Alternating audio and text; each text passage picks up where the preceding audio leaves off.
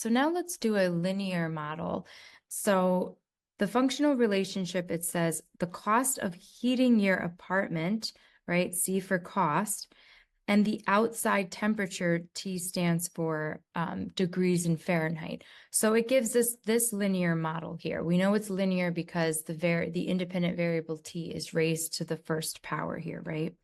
So, what is the cost of heating your apartment when it is 30 degrees outside?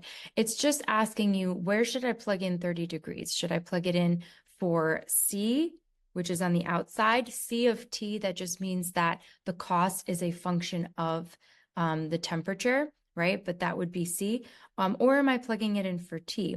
Well, if you read carefully, degrees, right? It tells us it's going to be T. So you are just plugging in 30 in the T spot. So if I plug it in, right, if I substitute it where I see a T, I'm going to put 30. So that's going to look like C of 30, which just means a substitution. I'm going to multiply negative 2.8 times 30 degrees. And then I'm going to take that answer and add it to 209. And so that cost is going to be $125. Part B is very similar to Part A, except now we are substituting 65 into the function. So that's negative 2.8 times 65. Do that multiplication first and then add it to 209. So we do get $27. And you should always check to make sure that logic after you're doing word problems is correct. The fact that it is hotter outside, does it make sense that I'm going to pay less, right, for the heat? Absolutely. So now this is a little different. Now this is asking for the temperature, right? So this is saying now instead of solving for T, I'm sorry, you're solving for C, now you're solving for T. So it tells us the C, okay? So it tells us that you paid $181 and now you're solving for T, right? So I'm going to now put 181 in that spot, copying everything else down. And now, as I said, we're going to solve for T, right? So how do we do that? First, we got to combine like terms. So we're going to subtract 209 on both sides. And then negative 181 minus 209 is negative 28. That is equal to the multiplication, right? So now to get rid of that negative 2.8, I'm going to be dividing by negative 2.8. And a negative divided by a negative is a positive, so I am going to get 10 degrees Fahrenheit. So this is asking for the slope of the function and what does it mean in the problem. So before we do anything, I'm just going to rewrite the function equation here. And people might not really like that C of T. It confuses them, but that just means that the cost is a function of time. And what does that even mean? It means that the cost depends on how hot it is outside, right? Or how cold it is outside. That's all that's saying. So you don't really need that C of T. That's kind of like the F of X, right? So you could just write C. And then if we take it even a step further, you should ask yourself, well, what is the X in the problem and what's the Y in the problem, right? So C was going to be the dependent variable. It's going to act like the Y. And T is like the X value, right? That's the independent variable. And what that does that people like just identifying which one's the X and which one's the Y is that now when we have the Y equals mx plus b form, we can clearly see that the slope again is the coefficient of the X term. It's that number in front. And B we'll talk about later is the y-intercept.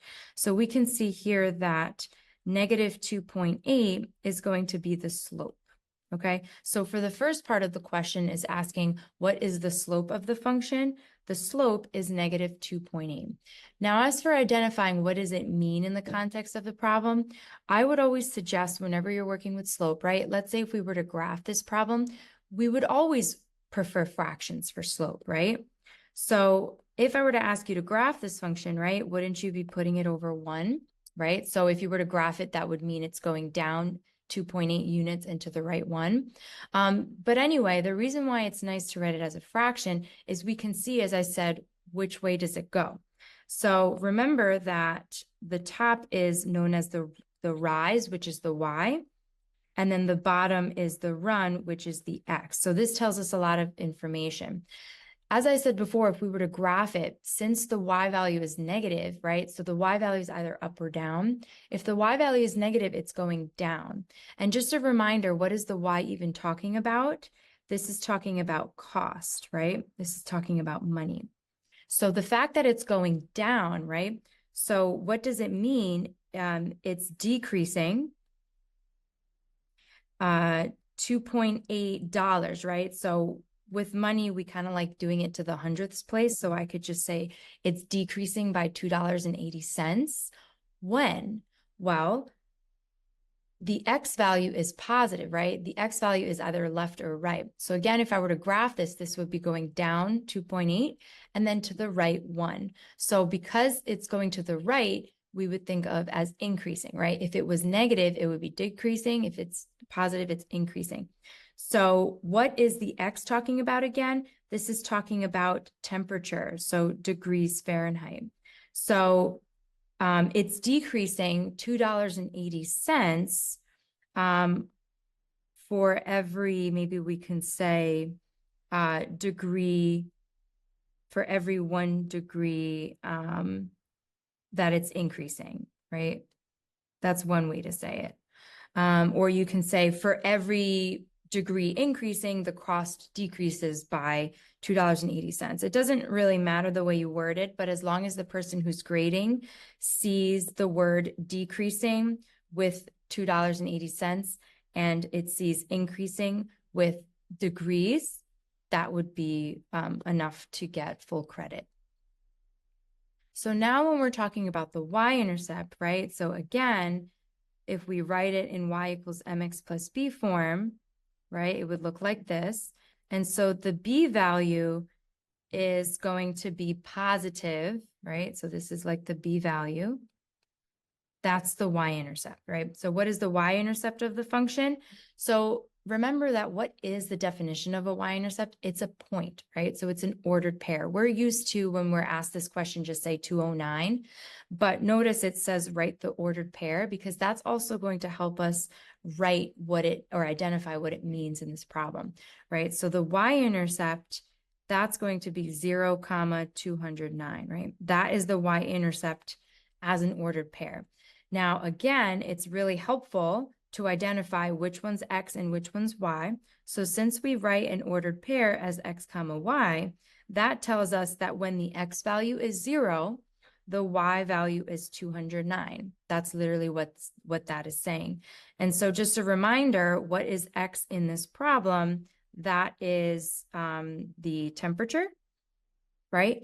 And then the y value is the cost. So that's what you're writing, right? So this is saying that when the temperature is 0 degrees outside, that you are paying the cost for that is going to be $209. So I'll write that out.